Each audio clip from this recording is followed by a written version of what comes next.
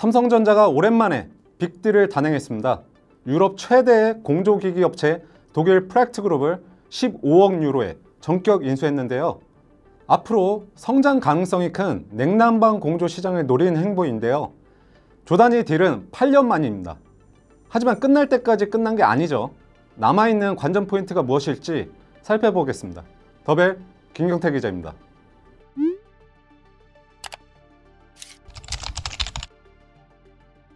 삼성전자의 조단위 M&A는 2017년 하만을 인수한 뒤에 8년 만의 일입니다.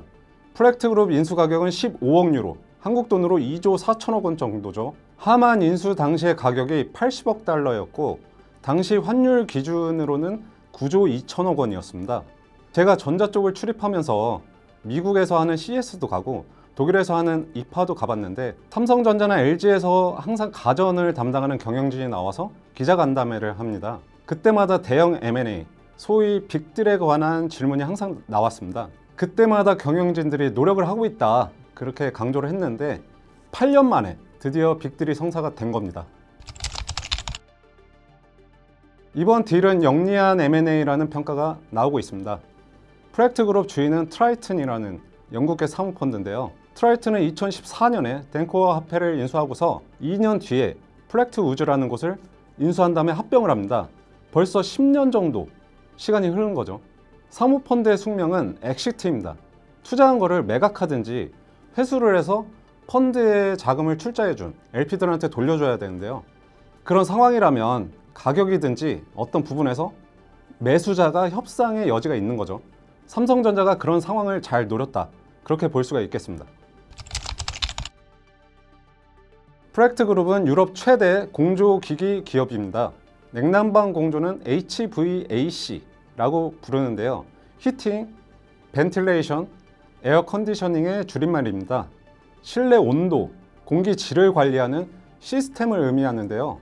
삼성전자가 반도체, 스마트폰, 가전을 만드는 건 아는데 냉난방 공조를 왜 인수했을까?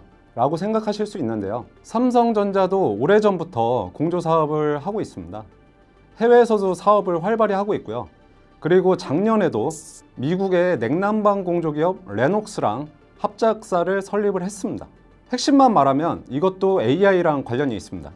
삼성전자는 M&A를 발표하면서 생성형 AI, 로봇, 자율주행, 확장현실의 확산에 따라서 데이터 센터 수요가 지속적으로 성장할 것으로 예상하고 프랙트그룹을 인수했다라고 밝혔는데요. 공조 사업 중에서 공항, 쇼핑몰, 공장 등 대형 시설을 대상으로 하는 중앙공조 시장은 2024년 610억 달러에서 2030년에는 990억 달러로 연평균 8% 성장이 전망되고 있습니다.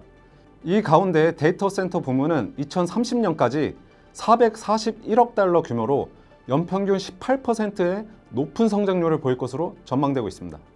여기다 삼성전자가 만드는 반도체, 삼성 SDI가 만드는 배터리 이런 게 다 데이터 센터랑 관련이 있죠. 이 시장, 소비자를 대상으로 하는 게 아니라 기업을 상대로 하는 B2B라서 상대적으로 안정적인 사업이라는 점, 삼성전자가 주목하는 이유입니다. 뜬금없이 한 M&A가 아니라는 겁니다. 끝날 때까지 끝난 게 아니다라는 말이 있죠. M&A도 마찬가지인데요. 당장의 M&A 성사보다 중요한 지점들을 한번 보겠습니다. 첫 번째는 거래 종결입니다. M&A 업계 사람들은 딜 클로징이라는 말을 씁니다. 거래가 완전히 끝나는 것을 말하는데요. 프랙트그룹은 전 세계 65개국에 진출해 있고요. 14개의 생산 공장이 글로벌에 있습니다. 각 국가에서 해야 하는 기업 결합이나 여러 변수가 얼마나 많겠습니까? 삼성전자가 정말로 거래를 끝낼 수 있을지 끝까지 봐야 되겠죠. 계약만 체결하고 딜 클로징이 안 되는 거래들 정말로 많거든요. 두 번째, 거래를 끝내기 위해서는 자금력이 중요하겠죠. 삼성전자가 2조 4천억 원을 무리 없이 잘 낼 수 있냐, 삼성전자가 100조 원이 넘는 현금을 갖고 있다, 그런 얘기들 많이 들어보셨을 텐데요. 그래서 큰 무리가 안 될 것 같지만 사실 조금 더 자세히 볼 필요가 있습니다. 삼성전자의 자회사들을 포함한 연결 회계로 보면 작년 말 기준으로 현금 및 현금성 자산이 약 54조 원, 단기 금융상품이 59조 원이 있어서 100조가 넘습니다. 그런데 이거는 연결 기준이고 본사가 갖고 있는 현금을 봐야 되는데요. 작년 말 별도 기준 현금 및 현금성 자산이 1조 6,500억 원, 단기 금융상품이 10조 1,800억 원, 기타 유동자산이 2조 8,500억 원. 연결 회계랑 비교하면 많지는 않죠. 그런데 최근 삼성전자가 가장 힘을 쏟는 것 중에 하나가 주주가치 제고죠. 10조 원 규모 자사주 매입과 소각을 진행하고 있는데요. 현재까지 6조 원을 썼고 이제 4조 원을 더 써야 되는데요. 배당도 많이 하고 있습니다. 1년에 9조 8천억 원을 쓰기로 주주들이랑 약속을 했습니다.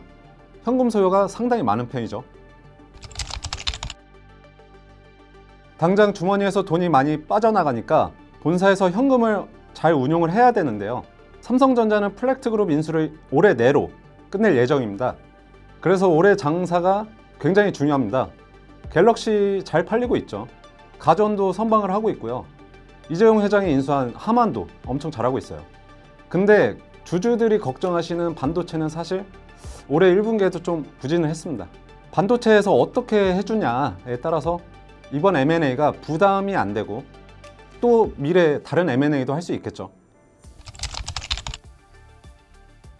결국 인수 이후 성과가 중요합니다. 8년 전에 인수했던 하만도 처음에 인수할 때는 당시 의구심을 보이는 시선이 많았습니다. 인수한 다음에 적자를 낸 적도 있고요. 성장이 가시화되기까지 시간이 걸렸습니다. 플렉트그룹 인수도 마찬가지로 보이는데요. 당장은 대규모 자금이 소요되지만 삼성의 다른 사업 부문과 시너지를 어떻게 낼지가 관건입니다. 더벨에서 계속 팔로우하겠습니다. 더벨 김경태 기자였습니다.